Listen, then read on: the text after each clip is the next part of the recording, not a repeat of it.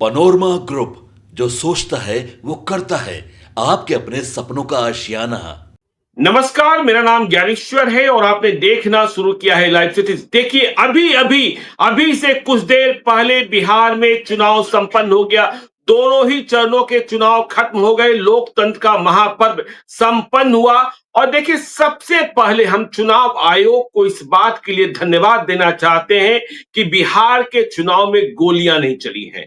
देखिए, 2005 के पहले बिहार में क्या था, इसका जिक्र तो राजनीतिक लोग करते रहेंगे, लेकिन यह जिक्र अब नहीं होता है कि चुनाव के दिन बूथों पर हिंसा होती थी, बूथों पर लाशें गिरती थी और किसी को मतदान करने से रोका जाता था। तो चुनाव आयोग सचमुच में बधाई का पात्र है। छोटी मोटी झड़पें, राजनीतिक बहसबाजी, प्रशासनिक विघ्न बाधा, यह सब तो चलते ही रहे। तो देखिए, 5 बजे चुनाव संपन्न हुआ है। 4 बजे तक हम लोगों ने जो रिपोर्ट हासिल की है उसके मुताबिक हम फिर से, देखिए, हम कह रहे हैं एग्जिट पोल ये नहीं है। एग्जिट पोल करीब 1 घंटे के बाद हम लोग लेकर आएंगे और बताएंगे बिहार का मिजाज क्या है। लेकिन 4 बजे तक जो हम लोगों ने रिपोर्ट हासिल की, पहले चरण का चुनाव 6 नवंबर को संपन्न हो गया था, दूसरे चरण का आज। तो बिहार का मिजाज बदला बदला नहीं दिख रहा है। बिहार का मिजाज फिर वही है जो 2020 में था। तो इसका आस है कि बिहार में फिर से एनडीए सरकार बनने के रुझान है। लेकिन एग्जिट पोल आने दीजिए, आपको और ज्यादा साफ गोई से समझाएंगे हम और अजीत द्विवेदी जी। अजीत जी दिल्ली में लगातार एग्जिट पोल करने वाली एजेंसियों के संपर्क में है और हमारे जो रिपोर्टर्स हैं ग्राउंड जीरो पर सब कुछ समझ रहे हैं। देखिए, हमने क्यों कहा कि मिजाज और रुझान फिर वही पुराने समझ में आ रहे हैं। हमने सुबह नवादा फोन किया, जो हमारे रिपोर्टर्स वहां मौजूद थे। हमने पूछा हाल क्या है, तो उन्होंने कहा कि देखिए, 10,000 रुपया, 1100 रुपया, इसका असर दिख रहा है सर। हमने पूछा और गंभीरता और गहनता के साथ बताइए। उन्होंने कहा कि देखिए, पूरे चुनाव में लोगों ने किन जातियों को नोटिस किया, सिर्फ 5 जातियों को नोटिस किया। यादव को, मुसलमान को, भूमियार को, राजपूत को, कुशवाहा को, और जहां मल्लाह थे और जहां तांती तत्पा थे। तो हमारे रिपोर्टर ने कहा कि देखिए, एक विधानसभा क्षेत्र का जिक्र किया कि वहां 3.25 लाख मतदाता, 2.25 लाख मतदाता है, ये 5 जातियों से हैं। जो बाकी 1.5 लाख अन्य मतदाता हैं, उन जातियों को किसी ने समझा ही नहीं, किसी ने पढ़ा ही नहीं, और निर्णायक वे ही बनने जा रहे हैं। उन्होंने, हमारे रिपोर्टर ने एक उम्मीदवार का नाम लिया और कहा कि वह जो है आज उनके लिए अमावस्या की रात साबित होगी। देखिए, हम एग्जिट पोल में बताएंगे, कल हम लोग सीट बाय सीट भी बताने जा रहे हैं। तो बिहार का मिजाज, चुनाव संपन्न हो चुका है। देखिए, आपको हम बताएं, एग्जिट पोल वाली एजेंसियों से बातचीत के लिए मैं संपर्क में दिल्ली गया था, परसों रात को, फिर कल आया, 2 दिनों पहले गया था। तो कल एयरपोर्ट पर एक छोटा सा क्षेपक है जी जी, जिससे समझ सकते हैं कि क्या बिहार का मिजाज है। तो एयरपोर्ट पहले पहुंच गया था। एयरपोर्ट जब रास्ते में था तो ब्लास्ट की खबर आई थी। तो एयरपोर्ट पर कई लोग मिल ही जाते हैं। एक भाई साहब मिल गए, जो बाद में मेरे जानने वाले के ही भाई निकले, अपने गांव के ही निकले। तो उन्हें नहीं पता था कि मैं उनके गांव का हूं, इतना करीब हूं। उन्होंने एक सवाल पूछा कि ज्ञानेश्वर जी, आपको तो सब लोग सुनते हैं, देखते हैं, समझते हैं, ऐसा क्या हो गया है कि बिहार में जब लोग सुन लेते हैं कि ये यादव हैं, तो लोग उनसे दूर भागने लगते हैं, बाकी जातियां। मैं समझा नहीं। मैं तब तक यह भी नहीं जानता था कि वह कहां के हैं और कैसे हैं। बस वो मुझे देखने वाले हैं। तो हमने कहा कि देखिए, जो दशा 1990 के पहले भूमियारों की थी, ब्राह्मणों की थी, राजपूतों की थी, वही दशा हो गई यादवों की। तो उन्होंने कहा अच्छा, ये बात है। फिर उन्होंने बताया कि वे फतुआ के ही रहने वाले हैं। हमने कहा कि फतुआ में कौन चुनाव जीत रहा है, मेरा भी घर फतुआ। उन्होंने कहा रामानंद यादव। तब हमने पूछा आपकी जाति कौन है, तो उन्होंने बताया यादव। हमने कहा कैसे जीत रहे हैं, संभव है जीत भी जाए, कैसे जीत रहे हैं, तो उन्होंने कहा कि ऐसे ऐसे ऐसे, यादव तो बिल्कुल। तो हमने कहा टुनटुन को कुछ भी वोट नहीं मिला, रूपा कुमारी को, तो उन्होंने कहा मैं कुछ भी नहीं जानता हूं। हमने कहा वहां जनसुराज ने वोट काटा, उन्होंने कहा मुझे जनसुराज के उम्मीदवार का पता ही नहीं है। मैंने पूछा आप वोट देने गए थे, उन्होंने कहा वोट देने नहीं गया था। फिर उन्होंने, यह सब बातें होती रही। जो मूल सवाल था कि यादवों को देखकर दूसरे क्यों, तो उन्होंने कहा, अरे सर आपको क्या दिक्कत है, आपने हाथ में सोने की अंगूठियां पहन रखी है। अब मेरा मूड बिगड़ा। मैंने कहा, भाई साहब मैंने तो आपसे यह नहीं पूछा कि आप हवाई जहाज से उड़ रहे हो। हैं? हम्म। आप मेरे हाथ में सोने की अंगूठियां क्यों देख रहे हो? और यही ताक झांक जो है आपको दूर ले जाती है। तो यह चुनाव का जो, और बाद में मालूम हुआ, अजीत जी आप भी जानते हैं कि वे आनंद मधुकर यादव के भाई साहब थे, चचेरे भाई साहब थे। हाँ? तो आप सोच लीजिए, उनकी मां का निधन हुआ था और वह मुखाग्नि देने को आ रहे थे। तो हमने एक छेपक रखा कि देखिए किस तरीके से जो वो बातें हैं ना, कि इधर जहां ये लामबंद होंगे, दूसरे उधर से कट जाते हैं। तो बिहार में चुनाव संपन्न, मिजाज यह दिख रहा है कि फिर से एनडीए की सरकार। आपको क्या लग रहा है, कितने करीब है तेजस्वी यादव, या पासा पलट सकता है? जब एग्जिट पोल आएगा तो तेजस्वी यादव आगे निकल सकते हैं। नहीं, देखिए, एग्जिट पोल के नतीजे तो हम लोग भी डिस्कस करेंगे, अभी अगले अपने वीडियो में हम लोग एग्जिट पोल के नतीजे डिस्कस जी, करेंगे। और जो पहला फेज है उसके एग्जिट पोल के नतीजे तो हम लोग के पास आ ही गए हैं और हम लोग को नंबर्स पता है। बिल्कुल। मतलब ये हम लोग अभी हम्म, बता नहीं सकते हैं, क्योंकि एक तो चुनाव आयोग की भी बाध्यता है कि आप 6/31 के पहले नहीं डिस्कस कर सकते हैं, और ये तात्कालिकता में हम लोग जो पोलिंग का ट्रेंड है उस पर हम लोग डिस्कशन कर रहे हैं। तो आंकड़े जी, आने के बाद भी वो टाइम पर जब आएगा तब हम लोग करेंगे। और ये पता है कि हम्म, एग्जिट पोल में किस तरह के आते हैं, हम उसमें बहुत ज्यादा डिटेल नहीं जाते हैं, तो उनके आंकड़ों पर बहुत ज्यादा हम यकीन करते हैं। हमारा यकीन अपने आंकड़ों पर होता है, जो आपके आंकड़े होते जी, हैं हमारे बिल्कुल, आंकड़े होते हैं, जो आप अपने रिपोर्टर से पूछते हैं, हम दूसरे अपने पत्रकार मित्रों से बात करते हैं जो क्षेत्र में हैं, या उस क्षेत्र में हम जिन लोगों को जानते हैं उनसे बात करते हैं, उसके आधार पर हमारा जो अनुमान बनता है। और फिर एक बड़ी तस्वीर जो हम लोग जातीय समीकरण और जो नरेशन नैरेटिव बनता है, विनिंग नैरेटिव किसके पास है, उसके आधार पर किसका सोशल कॉम्बिनेशन बेटर है, किसके पास कैंडिडेट्स बेटर हैं, किसके पास चेहरा बढ़िया है, इन सब चीजों के आधार पर जो हम लोग फीडबैक लेते हैं। तो उसका यही निष्कर्ष है ज्ञानेश्वर जी कि बदलाव की दिशा में तो रत्ती भर कोई सोचा ही नहीं बिहार में। बदलाव की बातें जरूर होती रही, लेकिन नीतीश जी, कुमार को बिल्कुल, बदल देना है, हटा देना है, ये कभी नहीं हम्म, लगा। एक एक ब्रॉडर जो वोटर ग्रुप है उसके अंदर। देखिए, आपने बिल्कुल, जिन व्यक्ति सज्जन का नाम लिया, ये ठीक एकदम बिल्कुल सही बात आपने कही कि हम लोग अपने ही इर्द गिर्द चुनाव को देखते हैं। ये जो 5 बिल्कुल, जातियों का आपने नाम लिया, ये लगता है कि इन्हीं 5 जातियों के इर्द गिर्द सारा चुनाव हो रहा है, जबकि ऐसा नहीं है। हम्म, एक बड़ा इनविजिबल वोट समूह है जो जाकर के चुपचाप वोट डालता है, उसको आप काउंट नहीं करते हैं। जी, जो हम्म, ईबीसी का बड़ा समूह है, जो दलित का बड़ा समूह है, और इतना बड़ा समूह है, मतलब 36% ईबीसी और 20% दलित, 56% वोट को तो हम लोग एकदम इग्नोर कर देते हैं। कोई ध्यान ही नहीं देता है कि ये लोग भी एग्जिस्ट कर रहे हैं, और वो डिसाइसिव जी, होता है। तो वो इस हम्म, बार भी चुपचाप जाकर के वोट किया, चुपचाप गए लोग, पिछली बार भी लाइन में लग के, और इस बार तो उससे भी ज्यादा बंपर वोटिंग कर दी, पिछली बार से भी ज्यादा लोगों ने वोट कर दिया। तो ये जो जी, जो बंपर वोटिंग हुई है, इसकी जो ट्रेडिशनल व्याख्या लोग करेंगे, वो कहेंगे सत्ता परिवर्तन, बदलाव। ऐसा, ये इस तरह की व्याख्या करने की जरूरत नहीं है, क्योंकि प्रो इनकम्बेंसी में भी इसी तरह होता है, जो बिहार में हम लोगों ने 2010 में देखा था। 6.5% वोट ज्यादा हुए थे, और नीतीश कुमार के नेतृत्व में जो एनडीए की जीत हुई थी वो ऐतिहासिक हुई थी। इस बार भी जो बिल्कुल, वोट परसेंटेज बढ़ा है ज्ञानेश्वर जी, उसमें आधे से ज्यादा वोट एसआईआर के कारण बढ़ा है, जो परसेंटेज में हम कर रहे हम्म, हैं, एब्सोल्यूट नंबर नहीं।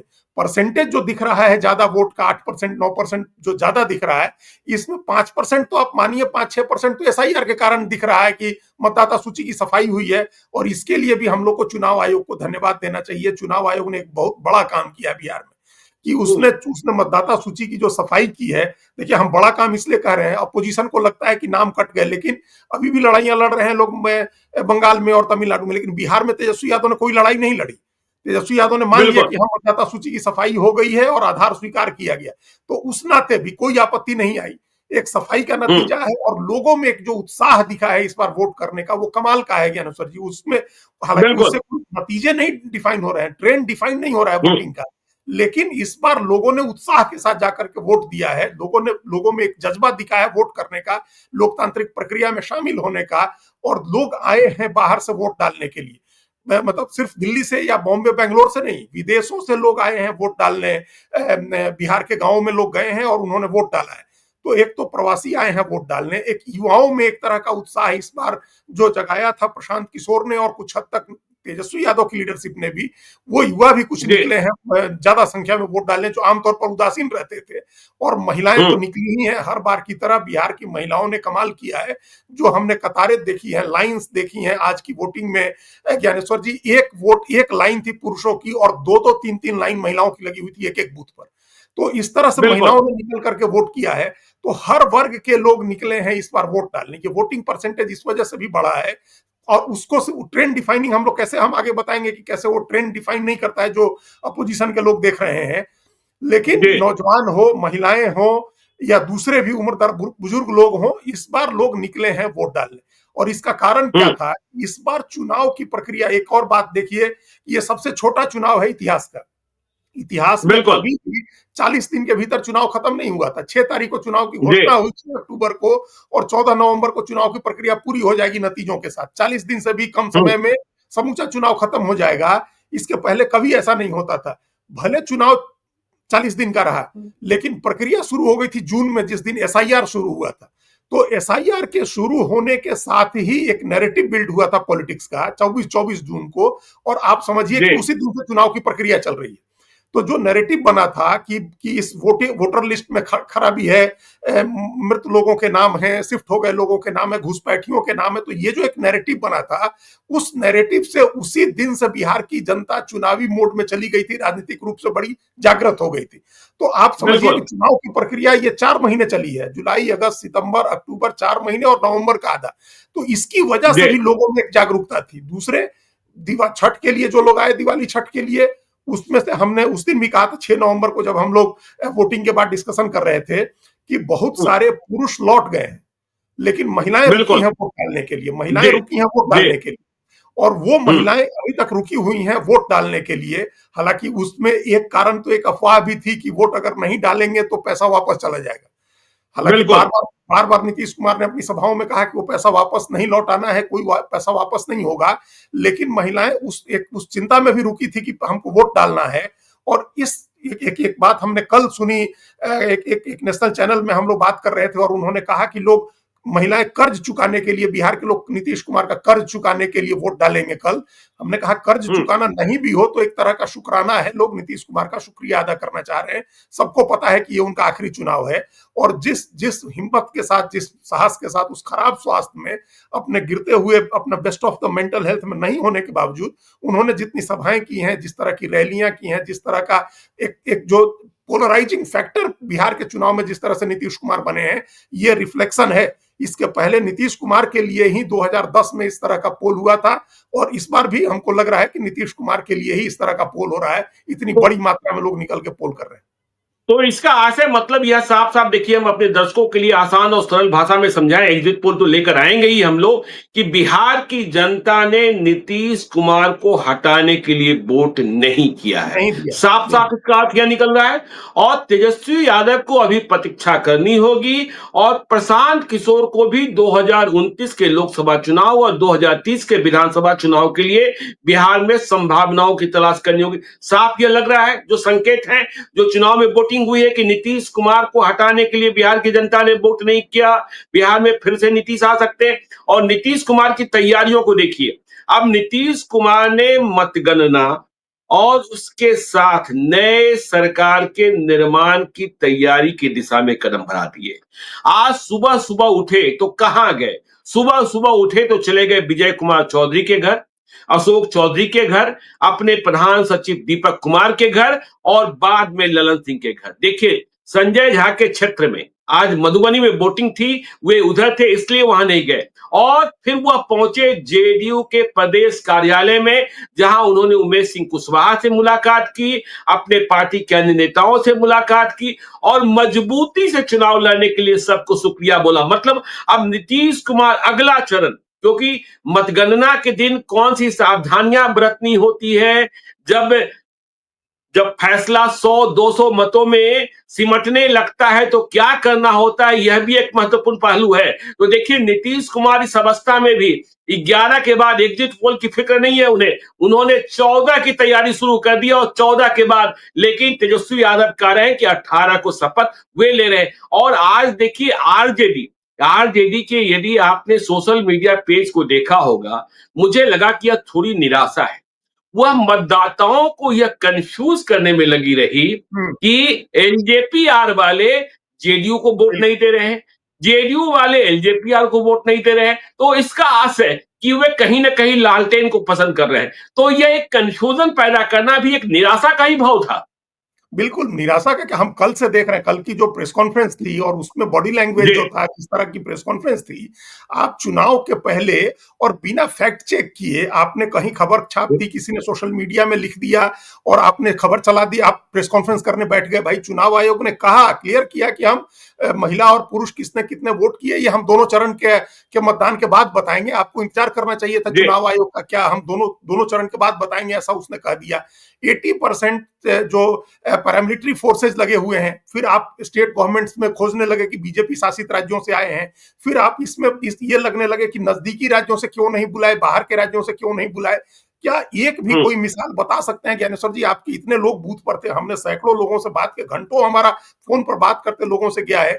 एक जगह कोई बताए कि जिस कहीं दिखा हो कि कोई पैरामिलिट्री फोर्स या किसी पुलिस ने किसी को फोर्स किया वोट डालने से, किसी को रोका वोट डालने से, कहीं वोटिंग डिस्टर्ब की? एक मिसाल नहीं है, एक भी बिल्कुल नहीं, मिसाल नहीं बिल्कुल है, नहीं। एक जगह से नहीं मिला है। बल्कि एक पैरामिलिट्री फोर्स की आदमी की फोटो थी कि जो सिर पर उठा करके एक बूढ़ी महिला को वोट दिलवाने ले जा रहा था। जी तो आपके पास कोई कोई एविडेंस इस तरह का नहीं था। जब आपको कहीं से शिकायत नहीं मिली थी कि पुलिस वाले बूथ डिस्टर्ब कर रहे हैं या वोट नहीं डालने दे रहे हैं, फिर सिर्फ नंबर्स के आधार पर आप बता रहे हैं कि 14,000 पुलिस वाले बुलाए गए हैं भाजपा शासित राज्यों से, और दूसरे दूसरे शासन वाले राज्यों से जो बुलाए गए हैं उनका क्या है? या बीजेपी शासन के ही आए तो वो डिस्टर्ब कर रहे थे क्या? कहीं कोई शिकायत मिली थी क्या? जब नहीं मिली थी तो क्यों आप बिल्कुल इस बात की शिकायत कर बिल्कुल। रहे हैं? इसका मतलब आपको कहीं ना कहीं चिंता है।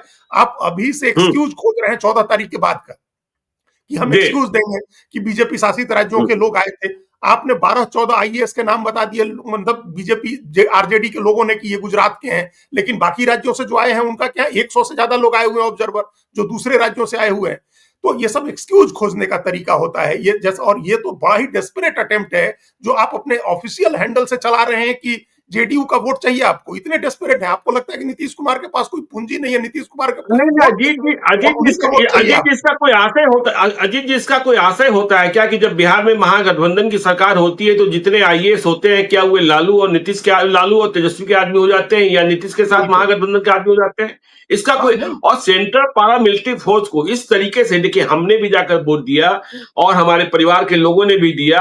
भाई जहां कहीं भी कहीं यह सूचना नहीं आई, और हमने कहा चुनाव आयोग इस बात के लिए धन्यवाद के पात्र है कि चुनाव आयोग ने चुनाव के दिन कहीं हिंसा नहीं होने दी। और देखिए सेंट्रल पारा मिलिट्री फोर्स, यदि आप उस पर अंगुली उठा रहे हैं तो आपको विजय कुमार सिन्हा का वह बयान क्यों अच्छा लगा था? बिल्कुल। विजय हाँ, कुमार सिन्हा के कहने पर उनकी सुरक्षा में तैनात सीआरपीएफ के लोगों ने क्या विरोध कर रहे लोगों पर कोई बल प्रयोग किया? क्योंकि हालात ऐसे नहीं बने थे कि गोलियां चला दी जाए, जो चाहते थे विजय कुमार सिन्हा।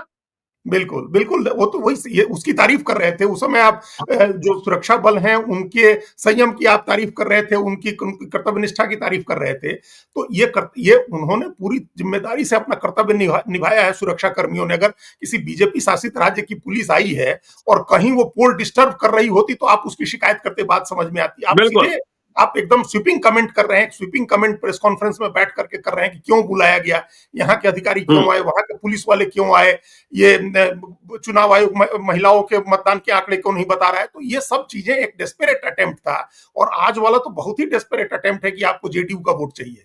आपकी ऐसी स्थिति हो गई कि आप अपने दम पर इतना बड़ा गठबंधन बनाए, और वहां की गड़बड़ी आप देख रहे हैं, और आप अपने साथ जो हुआ, मुकेश सहनी की पार्टी के साथ जो हुआ, वो नहीं देख रहे हैं।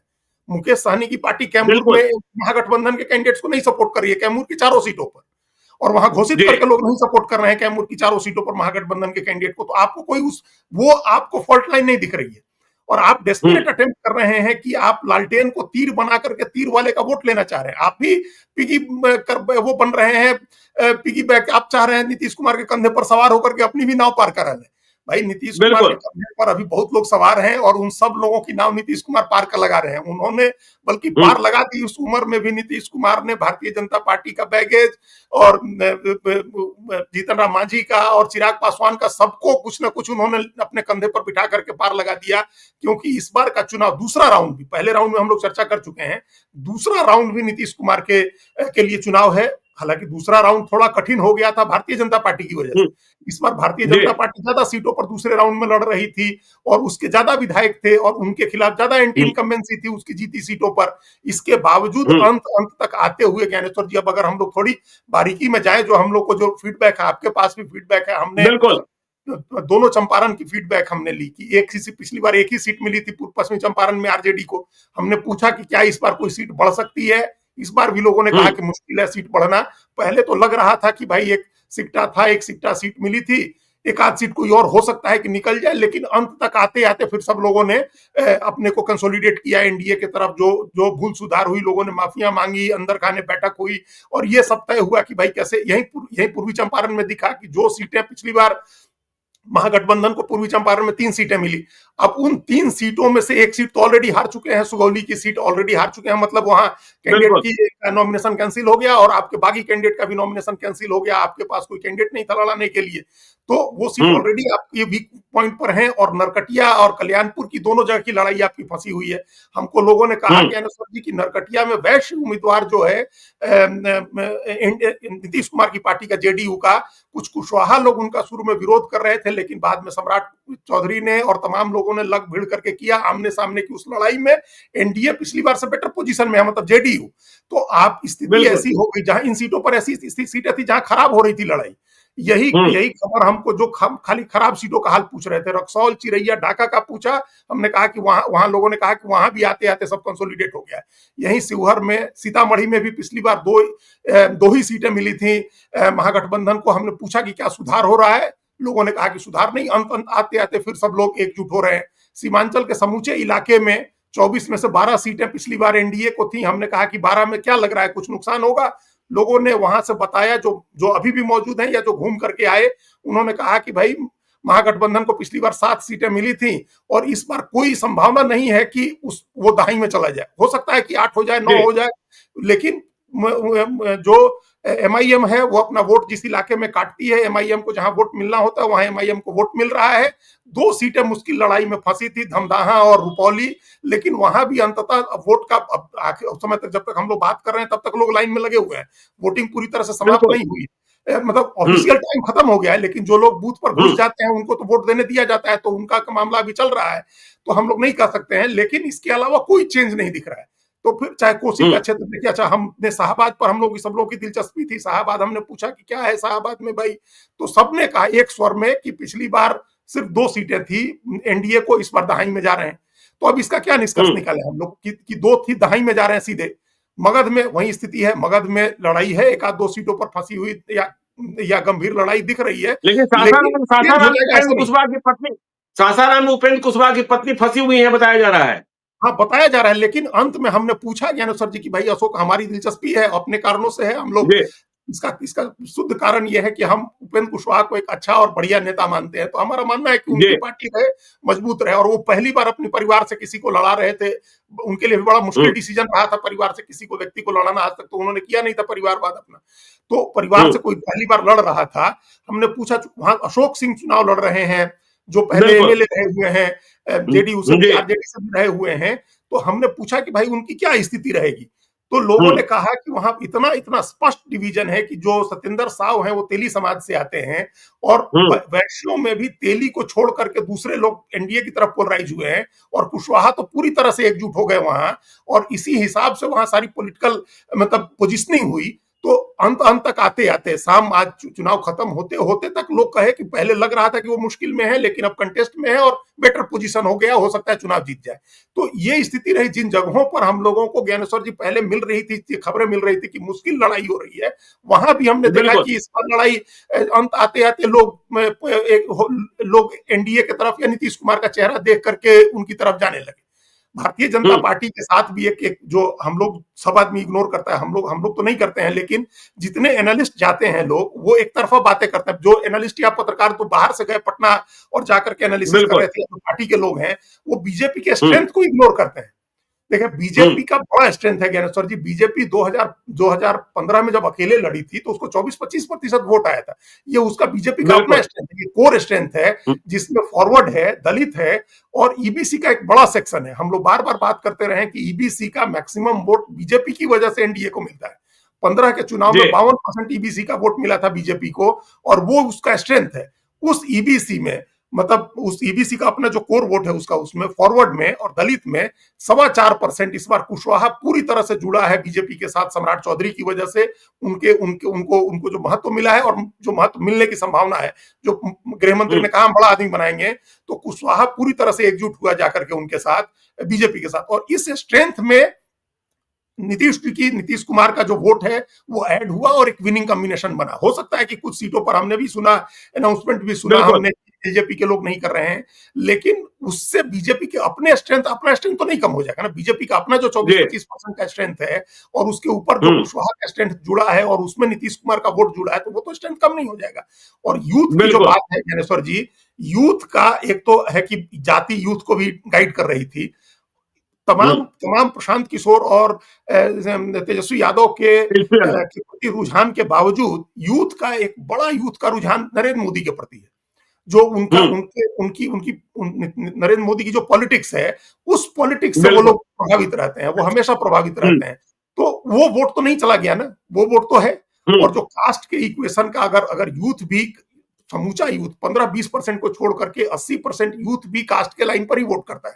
अभी यूथ की कॉन्स्टिट्यूएंसी महिला कॉन्स्टिट्यूएंसी की तरह ग्रो नहीं कर गई है, डेवलप नहीं हो गई है पूरी तरह। और इसका कारण यह है कि जो यूथ बाहर निकलता है या जो गांव में घूम रहा है, उसको कास्ट के जो डिस्क्रिमिनेशन होते हैं उसका सामना करना पड़ता है।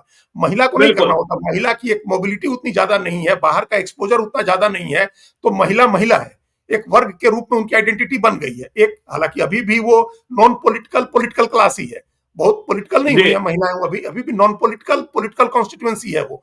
लेकिन यूथ जो है वो नॉन पॉलिटिकल कॉन्स्टिट्यूएंसी नहीं है, इस बात को समझने की जरूरत है। वो पॉलिटिकल कॉन्स्टिट्यूएंसी और वो कास्ट से गाइड होता है, वो आइडियोलॉजी से गाइड होता है। वो सिर्फ ये समझिए कि इतना आइडियलिस्ट हो गया कि वो किसी बहुत बड़े बदलाव की उम्मीद में चला जाएगा या रोजगार के वैसे भी अजीत जी, मैं कल जब पटना के लिए फ्लाइट ले रहा था तो दिन में मैं जो एग्जिट पोल करने वाली एजेंसियां हैं उनसे बातचीत कर रहा था, तो उनके निष्कर्ष भी देखिए, पहले चरण का एग्जिट पोल तो उनके पास आ गया था, दूसरे चरण का ओपिनियन पोल उनके पास था। तो उनका जो अभिमत था, जो हम लोग पहले से कहते रहे हैं, उनका कहना था कहीं से भी हंग असेंबली नहीं है। पहली बात। हाँ, दूसरी बात देखिए, हाँ, उनका कहना था कुछ सीटों को नुकसान पहुंचाया है प्रशांत किशोर की पार्टी ने। बिल्कुल। तो इसका आशय यह था, देखिए, एग्जिट पोल और ओपिनियन पोल, क्योंकि चुनाव तो आज हुए दूसरे फेज का, कि वह मान रहे थे कि 152 पहले पहुंच रहा था एनडीए, वो घटकर 135 से नीचे नहीं आ रहा। और वे कह रहे थे यदि देखिए एग्जिट पोल और ओपिनियन पोल को मिलाकर कि आरजेडी मतलब महागठबंधन यदि बहुत करिश्मा हो जाए, चमत्कार हो जाए, तब भी 125 से आगे नहीं जा सकते। 125 से आगे नहीं जा सकते। और 125 तक पहुंच गए तब इसके बाद देखिए ऑपरेशन लोटस भी हो सकता है। देखिए, हमारी जानकारी ये है कि कई छोटी पार्टियों ने 14 तारीख के लिए अपने प्राइवेट जेट बुक करा करके रखे हैं। कोई झारखंड ले जाएगा, कोई ममता बनर्जी के पास ले जाएगा और कोई कर्नाटक ले जाएगा। तो उन्होंने कहा कि देखिए 125 बहुत ही अच्छा हो गया तो, और इसके बाद ऑपरेशन लोटस की संभावना से इनकार नहीं कर सकते। लेकिन यदि एनडीए 140 पार कर गया तो फिर 160 भी हो सकता है। बिल्कुल ज्ञानेश्वर जी, और हमको उसी तरह की संभावना दिख रही है। बिहार के लोगों ने 65% से ज्यादा वोट जो है वो हंग असेंबली बनाने के लिए नहीं दिए। वो हंग असेंबली के लिए नहीं है। बहुत ही डिसाइसिव मैंडेट आ रहा है, बहुत ही डिसाइसिव मैंडेट आ रहा है, उसमें कोई अगर मगर नहीं है। और 125 जो कह रहे थे वो हमारी बातचीत में भी उन्होंने कहा, एक चैनल में हम लोग साथ साथ थे, वहां भी कहा। तो वो निष्कर्ष ये है कि वहां तक पहुंचते पहुंचते आप हाँफ जाएंगे। आपका अधिकतम, आपका बेस्ट परफॉर्म होगा तब आप वहां तक पहुंचेंगे, और एनडीए का वर्स्ट परफॉर्मेंस होगा तो वहां से शुरुआत होगी। तो ये इस बात को समझने की जरूरत है। और ये मैंडेट जो इस तरह का पोलिंग का परसेंटेज है, ये कतई इस हंग असेंबली के लिए नहीं है।